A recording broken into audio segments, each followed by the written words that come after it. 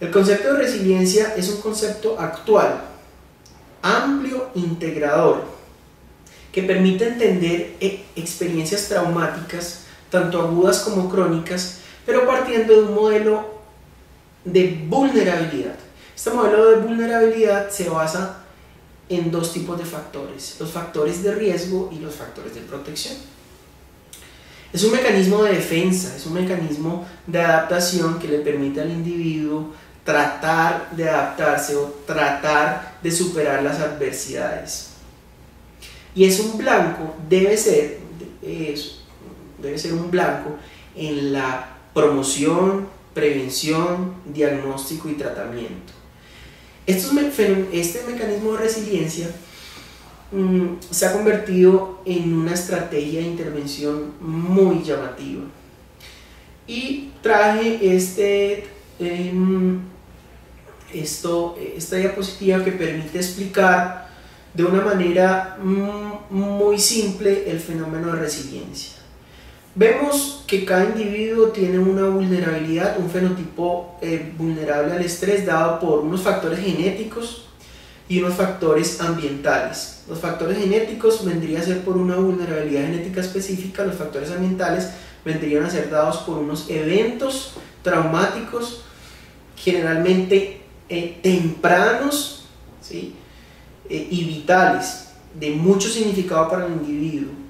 Estos dos tipos de factores originan un fenotipo vulnerable. Este fenotipo vulnerable longitudinalmente y a través del tiempo se ve enfrentado por un lado a los factores de riesgo y por otro lado a los factores de protección, ¿sí? Entonces, en ese equilibrio de factores de riesgo y factores de protección aparece el fenómeno de la resiliencia, que es el mecanismo de defensa que pretende compensar esa parte.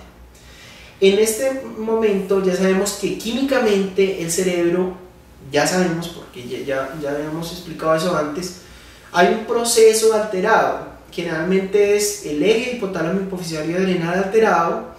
Hay una hiperactividad noradrenérgica dada por la hiperactividad en la amígdala y en el locus ceruleus, ¿sí? Hay una disminución muy importante en la neurogénesis. Ya sabemos que hay una atrofia hipocampal y un aumento en la neurotoxicidad dada por el cortisol y el glutamato. Toda esta neuroquímica cerebral ocasionada por eso que les estaba diciendo ocasiona las alteraciones biológicas, las alteraciones psicológicas o los trastornos psicosomáticos.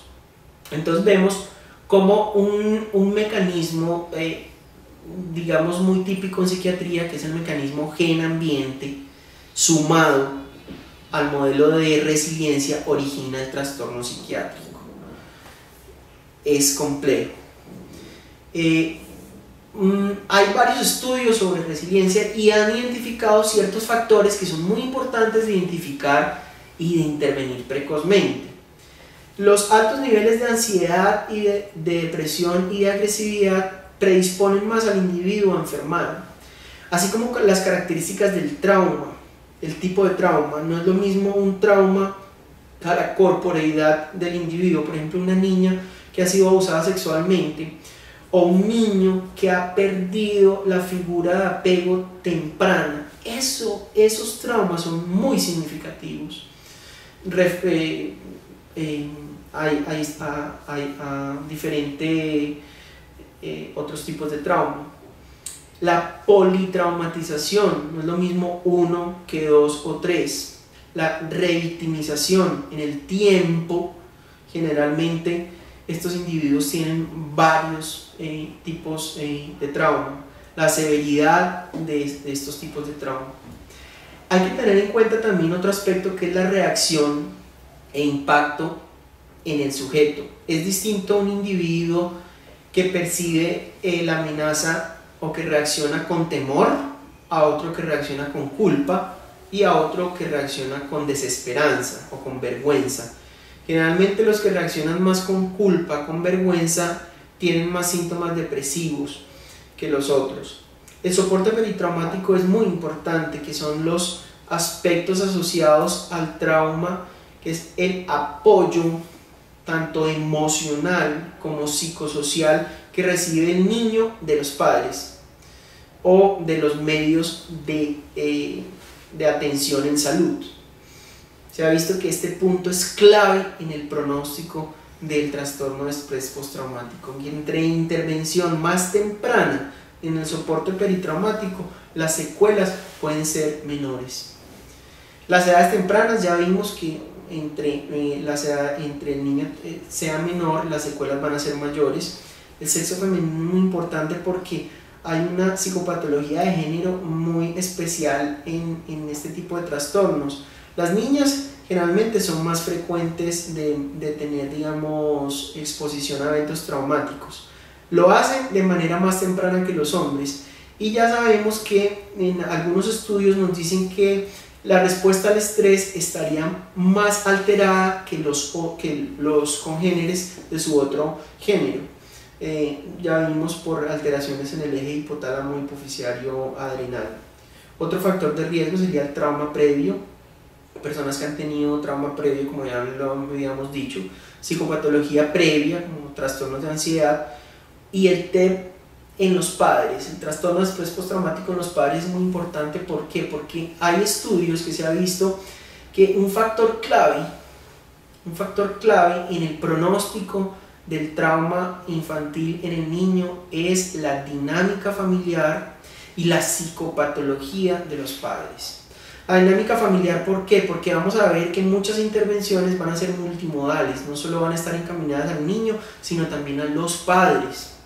Muchos, por ejemplo, hay familias que están expuestas a un único trauma, entonces hay trauma en el niño, trauma en el padre y la intervención va a ser diferente. Entonces vemos que este punto es clave en el buen pronóstico del trastorno. Como habíamos hablado, desde que hablamos acerca del psicoanálisis, miremos que es el fenómeno de ausencia de figuras de apego significativas, o maltrato a figuras significativas, cuando el niño presencia muy pequeño que una figura significativa para él de apego, un padre, una madre, una cuidadora, está siendo amenazada, atacada, eso es muy significativo para él, así como una madre insuficiente o una madre negligente lo es también, obviamente, o un padre maltratador.